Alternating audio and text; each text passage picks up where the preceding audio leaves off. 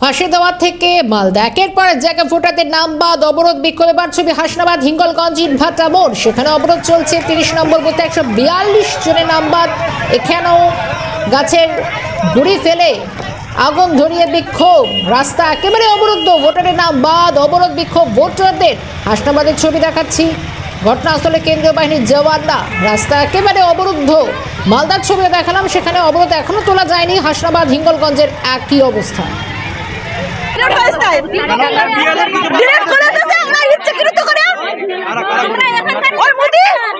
জ্ঞানেশ কুমার মোদি আমাদের সমস্যা কি হয়েছে? আমরা ভোট দিয়েছি 15-16 বছর তো ভোট দিয়েছি। আমার মা বাবা মার বাবার সবার তো আমরা 2002 সালে ভোটার লিস্টের নাম আছে, আমরা সব প্রুফ জমা দিয়েছি। জমা দেওয়ার পরেও কেন আমাদের ডিলিট করলো? কিসের জন্য? 30 নম্বর বুথ, 30 নম্বর 150